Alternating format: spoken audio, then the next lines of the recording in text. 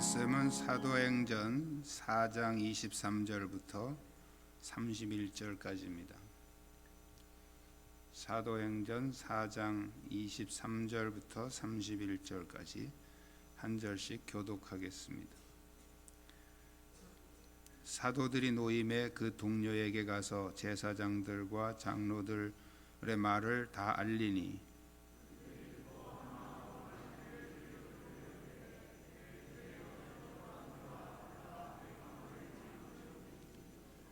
또 주의 종 우리 조상 다윗의 입을 통하여 성령으로 말씀하시기를 어찌하여 열방이 분노하며 족속들이 허사를 경영하였는고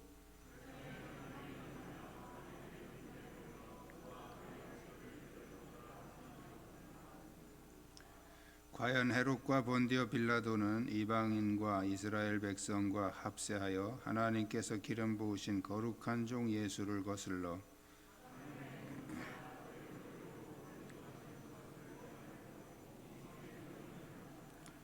주여 이제도 그들의 위협함을 굽어보시옵고 또 종들로 하여금 담대히 하나님의 말씀을 전하게 하여 주시오며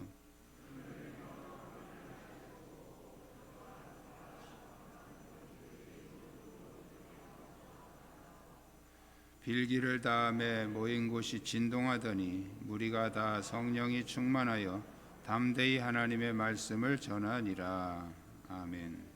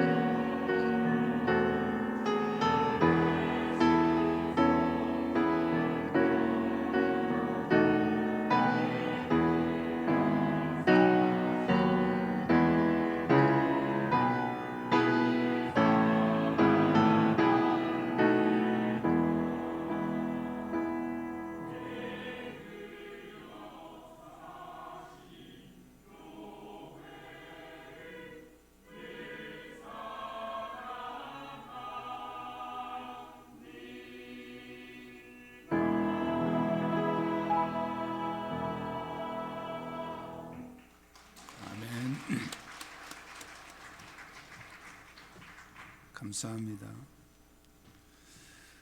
우리 주위에 있는 분들과 서로 새해 인사 나누시겠습니다.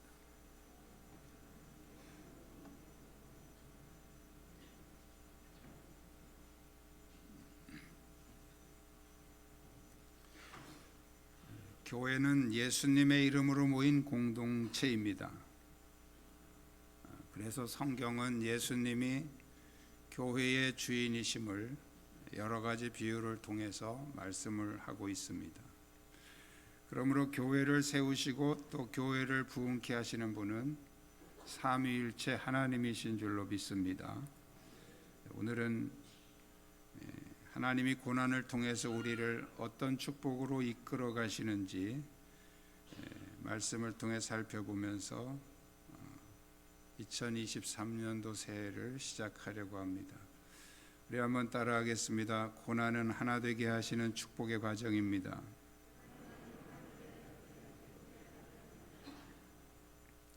오늘 23절에 보면 사도들이 노임의 그 동료에게 가서 제사장들과 장로들의 말을 다 알리니, 여기 제사장들과 장로들의 말, 그 말은 앞에 이제 18절에 나온 내용입니다. 그들을 불러 경고하여 도무지 예수의 이름으로 말하지도 말고 가르치지도 말라 하니, 이 제사장들과 장로들이 이 사도들을 잡아다가 이렇게 얘기를 했는데 도저히 말로 못 당하는 거예요. 그래서 이제 그냥 무조건 하지 마 이렇게 협박을 한 거죠. 도무지 예수의 이름으로 말하지도 말고 가르치지도 말라. 왜냐하면 자기들이 못 박은 그 예수가 살아났다 그러고 그걸 이제 전파하니까 자기들이 이제 죄인이 되는 거잖아요. 그래서 이제 도무지 말하지 말라 이렇게 그냥 엄포를 놓은 겁니다. 그 말을 이제 그 동료에게 가서 알렸다 이렇게 23절에 나옵니다.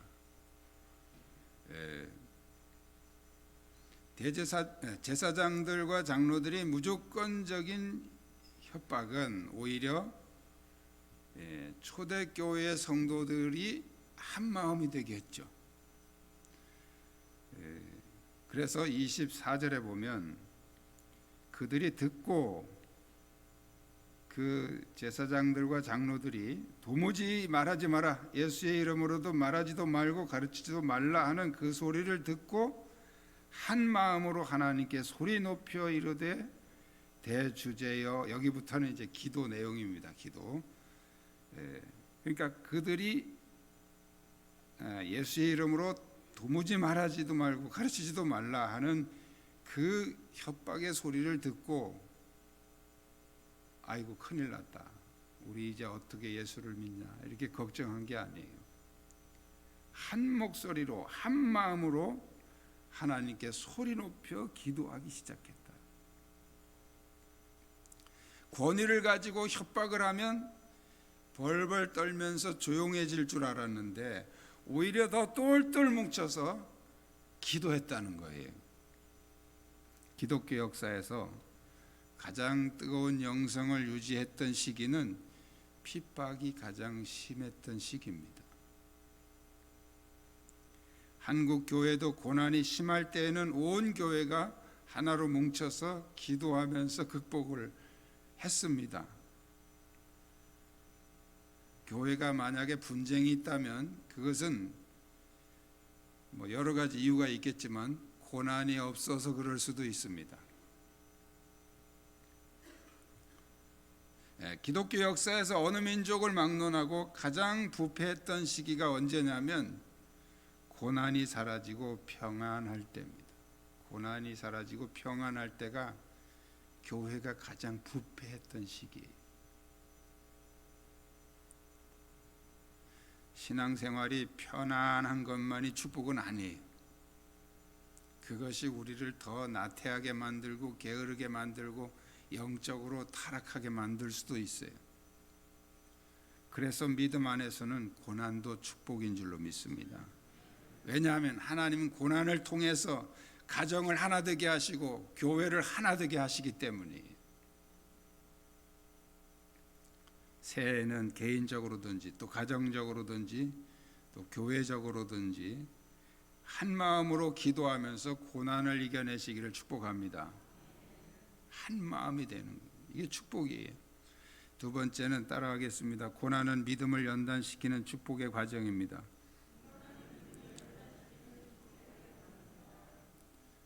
마귀도 교회를 박해할 때는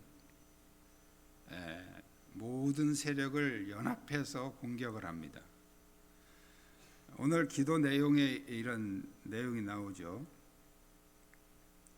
27절에 과연 헤롯과 본디오 빌라도는 이방인과 이스라엘 백성과 합세하여 하나님께서 기름 부으신 거룩한 종 예수를 거슬러, 여기 헤롯과 본디오 빌라도, 헤롯은 그 당시 유대 지역을 통치하던 분봉 왕이었고요. 본디오 빌라도는 그 로마에서 파송된 유대 지역을 관할하는 총독이었습니다. 신앙 고백에도 본디오 빌라도에게 고난을 받으사, 그 예수님 십자가에 못 박힐 때 그 총독으로서 재판관 역할을 했던 사람이 본디오 빌라도죠. 과연 헤롯과 본디오 빌라도는 이방인은 이제 헤롯이나 빌라도의 그 부하들을 얘기하는 거겠죠. 그 다음에 이스라엘 백성 누굽니까? 제사장들과 장로들과 이스라엘 백성들, 그들과 합세하여 모든 세력을 총동원해서 다 끌어모아서 똘똘 그들끼리 뭉쳐가지고 그렇게 해서 무슨 일을 했냐면 하나님께서 기름 부으신 거룩한 종 예수를 거슬러 하나님의 권능과 뜻대로 이루려고 예정하신 그것을 행하려고 이 성에 모였나이다. 하나님의 권능과 뜻대로 이루려고 예정하신 그것이 뭡니까? 마귀의 계계를 통해서 예수님을 십자가에 못 박게 하시고 또 박해를 통해서 교회를 해치려고 하는, 그러나 그것을 역으로 이용하셔서 교회를 부흥케 하시는 것, 이것은 하나님의 예정하신 계획하신 방법입니다. 마귀를 통해서 예수님을 십자가에 못 박게 하시고 마귀를 통해서 교회를 부흥케 하시는 것은 하나님이 예정하신 방법이에요. 초대교회가 유대주의 사상에 얽매여서 예루살렘을 벗어나지 못했습니다. 이 사도행전 2장에 보면 성령 강림이 일어나죠.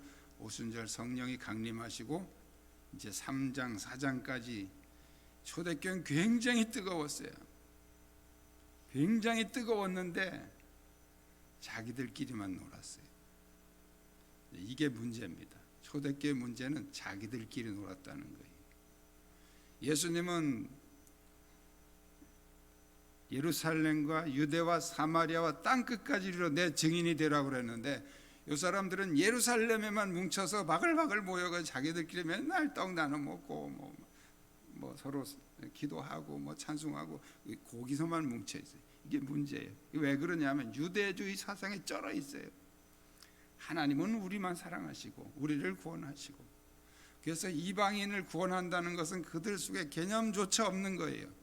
이 유대주의 사상에 쩔어 있는 이 초대교회, 이 예루살렘 교회를 하나님께서 어떤 방법으로 흩어놓으시냐면 마귀를 통해서 강력하게 핍박을 하게 하시죠. 그래서 도망가느라고 간 것이 사마리아와 안디옥과 이방인 지역으로 간 거예요. 그렇게 해서 땅끝까지 복음이 확장되게 된 것이죠. 하나님이 구원의 역사를 위해서 이 마귀를 사용하신다는 것은 마귀와 마귀에게 속한 자들만 모르고 있어요. 하나님이 사용하시는 비밀 무기입니다.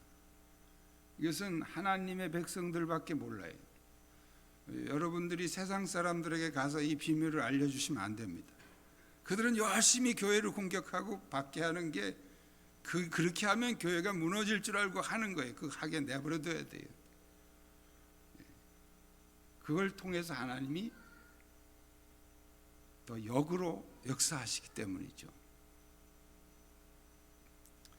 하나님은 교회에 불순한 것이나 또 우리의 부정한 것을 제거하실 때 마귀를 사용하십니다. 거룩한 천사를 안 쓰셔요. 왜? 더러운 거 청소할 때는 우리가 더러운 옷을 입고 하잖아요. 또 더러운 도구를 쓰잖아요.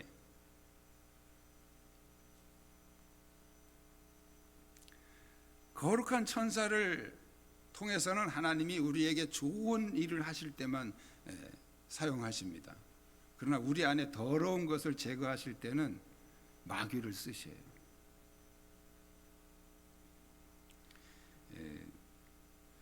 우리의 죄성을 깨뜨리실 때도 우리 안에 예루살렘 교회의 유대주의 사상을 깨뜨리실 때 마귀를 쓰셨다고 제가 말씀드렸죠. 우리 안에 그런 더러운 사상이 있을 때도 하나님은 마귀를 통해서 몽둥이를 쓰십니다. 그래서 이걸 깨뜨리시는 거예요. 연세가 드신 분들은 시골에서 농사 지어 보셔서 아시죠? 옛날에는 이렇게 콩을 심어가지고 가을이 되면 다 이렇게 낫으로 콩은 꺾는다고 그래요. 이게 단단해서 이렇게 안 베지거든요. 그래서 꺾어요. 콩을 꺾어서 단으로 묶어서 한 2, 3 며칠 말렸다가 마당에 갖다 펴놓고 이 도리깨로 그냥 두드립니다. 도리깨 잘못 돌리면 이 손가락 다 터져요. 그것도 이 요령 있게 기술적으로 돌려야 됩니다. 그렇게 해서 막 두드립니다. 농부가 키울 때는 열매를 키우는 게 아니고 그 열매를 맺게 하는 나무를 키우는 거죠. 그래서 여름 내내 열심히 그 나무를 열심히 키워요. 그렇게 키워놓고서 나중에는 다 두드리고 그 콩 열매만 알곡만 걷어서 창고에 드립니다. 나머지는 뭐 소를 주기도 하고 또 태우기도 하고 그러죠. 이 도리깨는 그런 것들 막 깰 때 쓰는 거예요. 불필요한 것들, 알곡을 감싸고 있는 그런 껍질, 또 그런 나무들, 이런 불필요한 것들을 이 도리깨로 막 두드립니다. 그리고 이제 이 도리깨는 그냥 광 구석에다 쳐박아두고서 쳐다도 안 봅니다. 그 다음 해 또 타작할 때까지 도리깨는 그냥 처박혀 있어요. 때에 따라서 필요하게 적당히 쓰고 그냥 구석에다가 박아두는 거예요. 하나님의 관심은 도리깨에 있지 않아요. 그 알곡에 있는 것이죠. 하나님이 마귀를 쓰신다고 해서 마귀에 관심 두시는 게 아니에요. 그거 그냥 쓰고 버리는 거예요. 하나님의 관심은 바로 우리들에게 있습니다. 우리를 정결하게 하고 우리의 믿음을 강화시키고 우리의 믿음을 연단시키는 것이 하나님의 관심이에요. 그걸 위해서는 뭐 이것저것 다 모든 필요한 도구들 다 갖다 쓰시는 거예요. 그리고 우리가 온전하게 정결하게 되면 그런 것들은 다 버리시죠. 사도들은 그것을 알았기 때문에 그들이 협박하고 이 제사장들과 이 장로들이 사도들을 협박할 때 그 앞에서 두려워하거나 떨지 않았습니다. 오히려 더 하나가 돼서 더 확신 있는 믿음을 가지고 그들을 대적하며 기도했습니다. 고난이 올 때는 두려워하지 말고 담대한 믿음으로 대적하시기를 축복합니다. 고난은 우리의 믿음을 단련시키는 축복의 과정입니다. 새해에는 여러분이 당당하게 이 고난에 맞서 싸우는 믿음의 대장부가 되시기를 축원합니다. 세 번째는 따라하겠습니다. 고난은 능력을 강화시키는 축복의 과정입니다.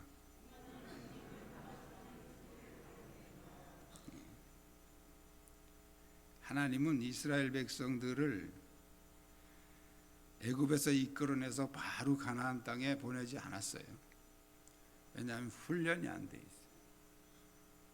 그래서 광야에서 40년 동안 한 게 뭐냐면 순종 훈련입니다. 순종 훈련. 자, 그리고 이제 그 이스라엘 백성들을 여호수아를 통해서 가나안 땅으로 인도하실 때 뭐라고 말씀하시냐면 출애굽기 23장 28절 이하에 보면 내가 왕벌을 내 앞에 보내리니 그 벌이 히위 족속과 가나안 족속과 헷 족속을 내 앞에서 쫓아내리라. 그러나 그 땅이 황폐하게 되므로 들짐승이 번성하여 너희를 해할까 하여 1년 안에는 그들을 네 앞에서 쫓아내지 아니하고 네가 번성하여 그 땅을 기업으로 얻을 때까지 내가 그들을 네 앞에서 조금씩 쫓아내리라. 이게 무슨 말씀이냐 하면 이스라엘 백성들이 애굽에 있는 동안에 이 가나안 땅은 이 가나안 족속들이 이미 다 차지하고 살고 있었어요. 그래서 하나님이 그들을 이끌어내셔서 이제 가나안 땅으로 인도하시는데 이 가나안 땅에 웬만한 족속들은 그냥 다 막 무너졌어요. 여호수아 군대에 의해서. 그런데 7족속이 남아. 이 7족속은 아주 강력한 족속이에요. 그 당시에 이미 철기 문화가 발달돼서 철 연장으로 무기를 만들고 농기구를 만들었던 그런 족속들이죠. 자, 그런데 그들을 하나님께서 확 쫓아내지 않으시고 남겨두시겠다는 거예요. 왜 남겨두시냐면 그들을 한꺼번에 다 쫓아내면 더 큰 문제가 발생한다. 그래서 조금씩 쫓아낼 것이다. 조금씩 쫓아내. 언제까지? 네가 번성하여 그 땅을 기업으로 얻을 때까지. 그 땅을 기업으로 얻을 때까지. 이게 무슨 말씀입니까? 믿음의 능력이 강화돼서 하나님이 주신 영역을 스스로 관리할 수 있을 때까지 그 7족속을 남겨두겠다는 거예요. 자, 7족속은 우리 개인 속에도 남아있고요, 교회 안에도 여러분 가정 안에도 남아있어요. 그 왜 남겨두시느냐 하면 우리에게 영적인 능력을 강화시키기 위해서 남겨두시는 거예요.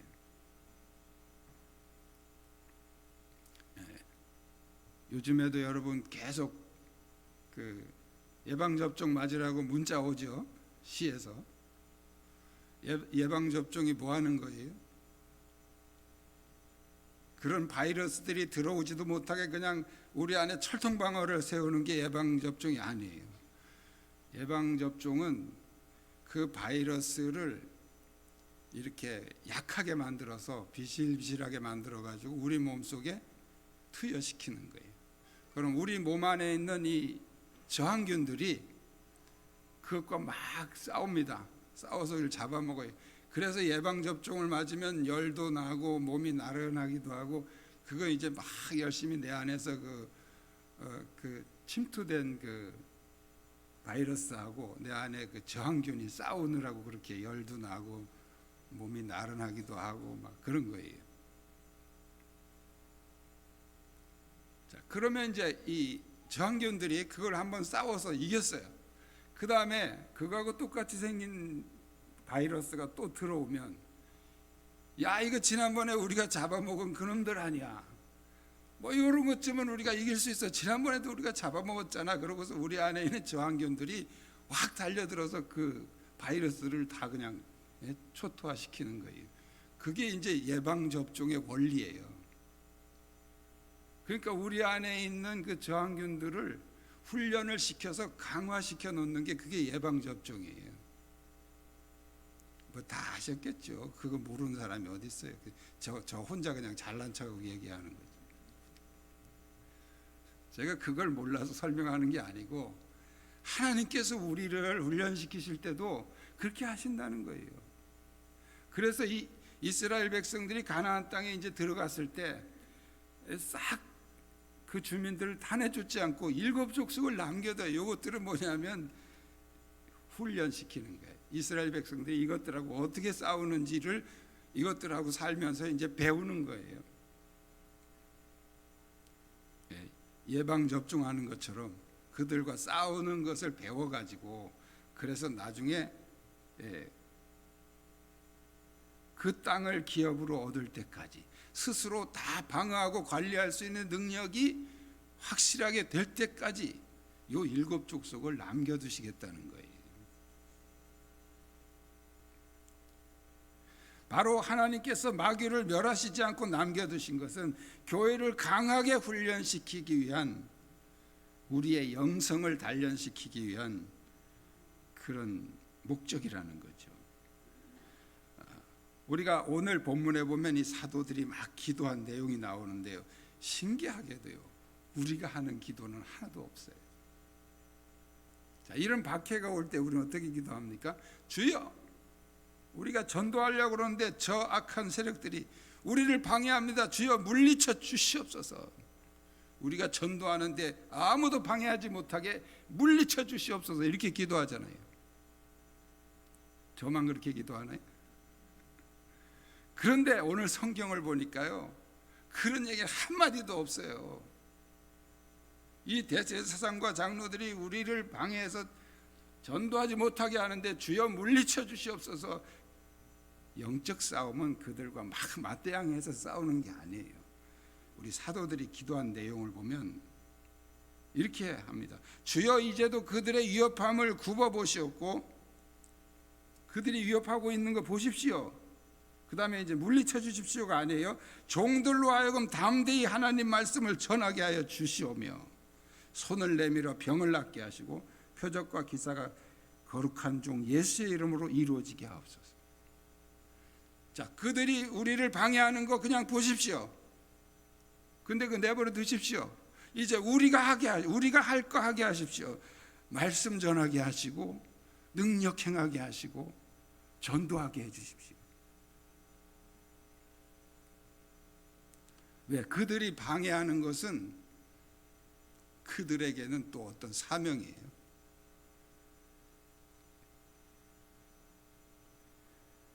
방해가 다 없어지고 그래야만 전도가 되고 그래야만 사람들이 예수 믿는 거 아니에요. 방해는 계속 해도 괜찮아요. 우리는 우리의 할 일을 하면 돼요.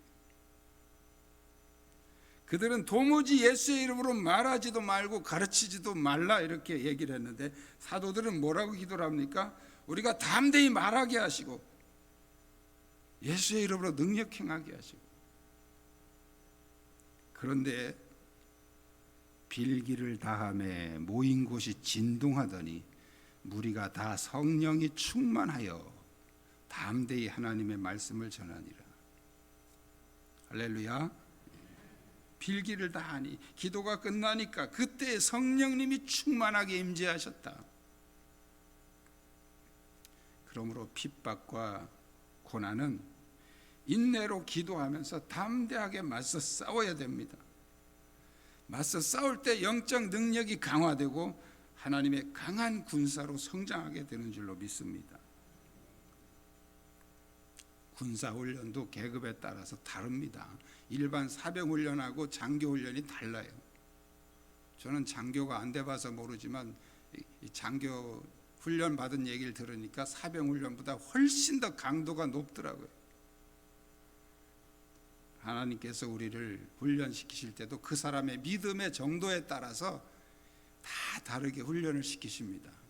여러분이 생각할 때 나는 정말 힘든 훈련을 받고 있다, 나에겐 정말 감당하기 어려운 고난이 왔다 그러면 하나님은 그 사람의 믿음을 그만큼 인정하신 거예요. 할렐루야. 그러니까 낙심할 거 없어요. 내가 이길 수 있으니까, 하나님이 나를 이만큼 인정해서 이런 문제도 주셨으니까 이것도 내가 이길 수 있다, 담대한 믿음을 가지고 승리하시기를 축복합니다. 고난이 크다면 그것은 바로 하나님이 나의 믿음의 크기를 인정하신 것입니다. 이 시대에 하나님이 요구하시는 것은 많은 숫자보다도 강하게 맞서 싸울 수 있는 영적인 군사를 필요로 하고 계신다는 거예요. 핍박과 고난이 있다면 인내로 기도하면서 이겨내시기를 축복합니다. 고난은 영적인 능력을 강화시키는 축복의 과정입니다. 새해에는 인내로 기도하며 그리스도의 강한 군사로 영적인 능력을 회복하는 한 해가 되시기를 주님의 이름으로 축복합니다. 뉴스를 보면 2023년도는 여러 가지로 어려울 거라는 그런 예측들을 합니다. 금리는 자꾸 올라가고 또 물가도 자꾸 상승하고 세계 경제, 국가 경제 암담한 뉴스들만 나옵니다. 그러나 고난은 은혜의 기회입니다. 우리가 고난이 올 때 어떻게 하느냐에 따라서 그 고난에 내가 무너질 수도 있고 그 고난을 이기고 축복의 기회로 바꿀 수 있습니다. 우리 한 마음으로 기도하십시다. 담대한 믿음으로 대적합시다. 인내로 기도하면서 이겨내십시다. 2023년도는 어떤 고난도 이겨내고 성령의 능력으로 일어서는 가정, 성령의 능력으로 부응하는 교회가 되시기를 주님의 이름으로 축복합니다. 기도하시겠습니다.